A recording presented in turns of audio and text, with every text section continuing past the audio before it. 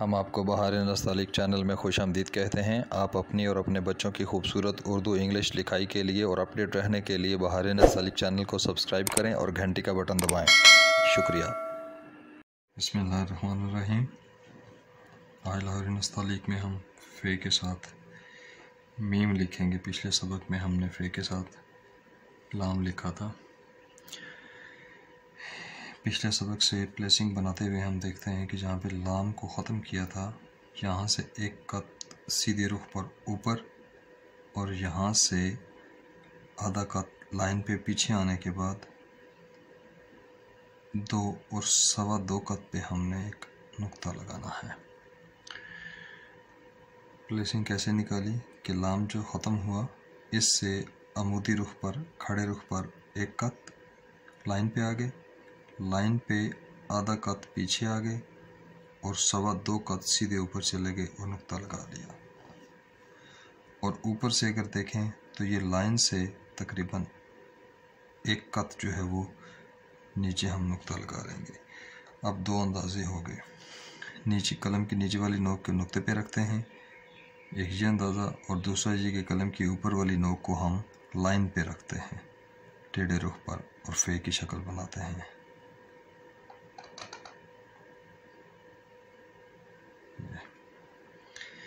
इसके बाद हम इसके ऊपर वाला हिस्सा बनाते हैं फ़े का।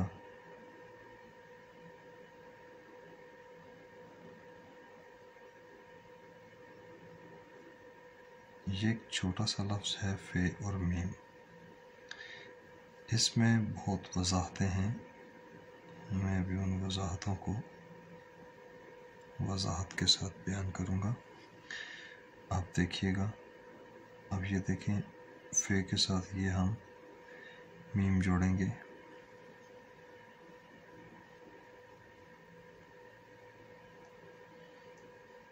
पहले आप देख लें कि मैं लफ्ज़ कैसे डालता हूँ। उसके बाद फिर जब मैं इसके मिज़ान लगाने के बाद इसकी वजाहत करूँगा तो फिर आपको ज़्यादा आसानी के साथ समझ आ जाएगी। अब यहाँ पे मीम डालना है तो ये देखें, मीम के लिए नीचे वाली नोक लाइन पे आ रही है, जैसे हम मुफरद मीम डाला था पहली तख्ती में, बिल्कुल वैसे ही। ये पौना कत चलाने के बाद रोटेट करके तो घुमा कर तो ये इस तरह से सिंगल स्ट्रोक में आ गया। हल्की सी इन गोलाइयों को मीम की शक्ल दे दें प्रॉपर।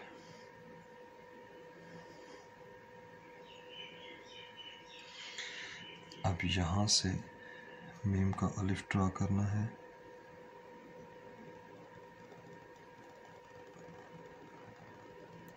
और लाइन से तकरीबन एक कत नीचे तक ले जाएं इसको।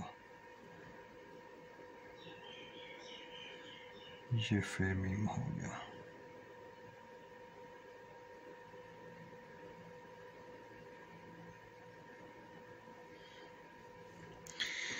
इसका नुक्ता लगाते हैं अभी।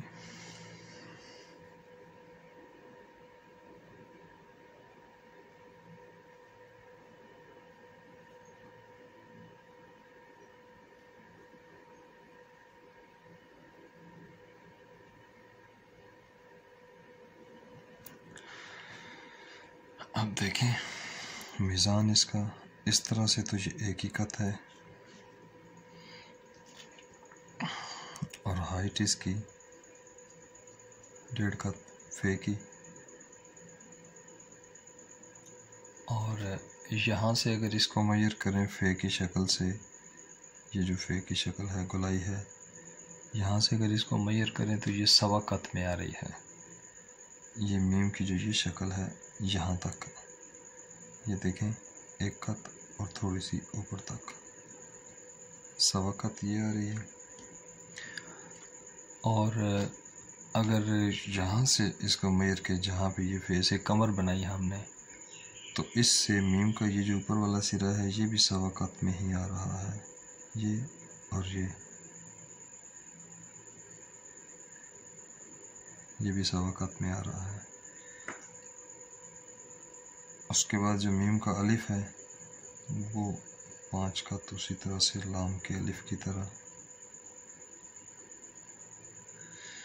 अब यहाँ से लिखने का मतलब ये था पैमाइशें करके कि ये देखें लाम के साथ मीम का फासला 1 कत सवा कत के बराबर में है। थोड़ा सा पीछे से भी शुरू किया जा सकता है।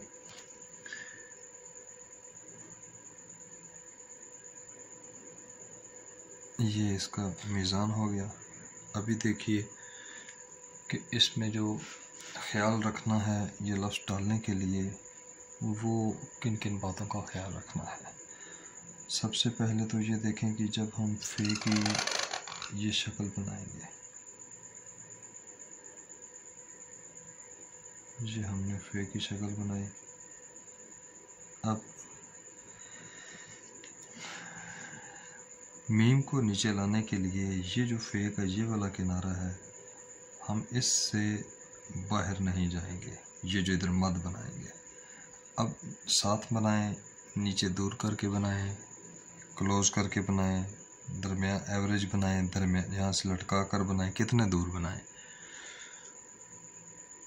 ये देखिए उसके लिए ये है कि ये जो इसकी पैमाइश है, यहाँ से आप इसको सवा कत ले लें। ये यहाँ तक आपने इसकी मद बनानी है। ये जो इस साइड पे लेकर आएंगे, ये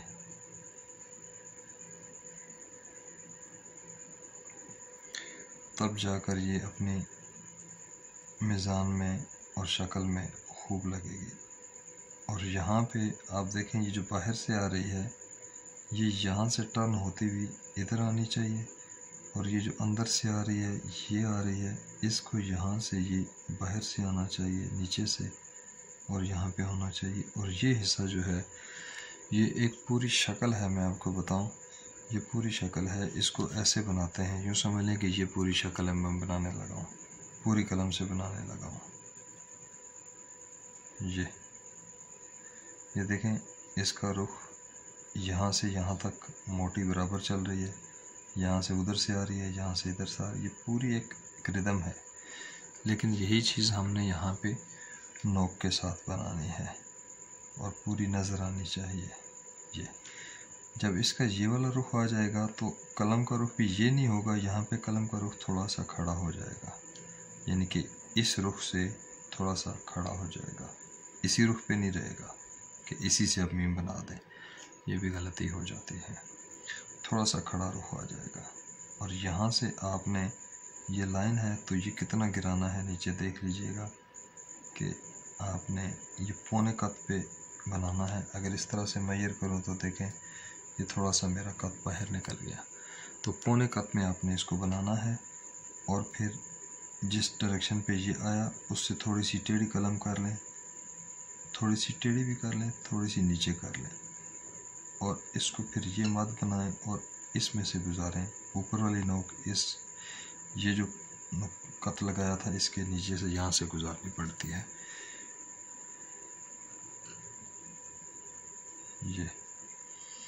ये जो एक कत थोड़ा सा फालतू बाहर जा रहा था, पौना कत में बनाया था, इसको जब आप इसको इस तरह से मीम की शक्ल सेट करने के लिए बनाएंगे तो ये ऑटोमेटिकली पूरे कत में ये मीम की शक्ल हो जाएगी। अब इस शक्ल से ये सब पीछे जाएगा। गलती यही हो जाती है कि इस शक्ल को, अच्छा यहाँ से आप देखें 5 कत हमने रखना है ना, 3 ये 2.5 कत में, और फिर ये अब देखें यहाँ से आते हुए आपने यहाँ तक कलम को इस तरह करना है, यहाँ से और समेटना है। यहाँ से देखिए, यहाँ से कलम को इतना समेटना है, इसके बाद इसको और समेटना है, लेकिन ये डायरेक्शन सीधी रहनी चाहिए, ये वाली हल्की सी इस तरह से आनी चाहिए, फिर ये मीम अच्छा लगता है। अब ये जो मद होती है, इसको अगर आप फे से बाहर ले जाएंगे तो मीम आगे हो जाएगा। इसको इस रुख पे जैसा सा खड़े रुख पर बनाएंगे, यानी इस शक्ल से ये वाला जो ये जो पॉइंट आ रहा है ये अगर पीछे आ जाएगा ये खड़ी बनाने की सूरत में, तो फे के साथ ये मीम पीछे हो जाएगा तो भी नहीं जचेगा। तो जो दूसरा लफ्ज़ होता है, पहले के बाद दूसरा हर्फ जब भी आता है वो तकरीबन मैक्सिमम ऐसे होता है कि वो पहले वाले हर्फ से मामूली सा आगे ही होता है, पीछे नहीं हो सकता, नीचे हो सकता है, 1/4 कत आगे हो सकता है, 1/3 कत आगे हो सकता है, आधा कत आगे हो सकता है, लेकिन पीछे नहीं हो सकता। पीछे हो तो जचता नहीं है। शायद कुछ अल्फाज में ये एग्जम्पशन हो कि वो इससे मावरा हों कि ये कानून जो है वो उस पर लागू नहीं होता है। ये फे मीम की बहरहाल साइंस थी जो हमने पढ़ी समझी, मिज़ान देखा, मिजाज देखा।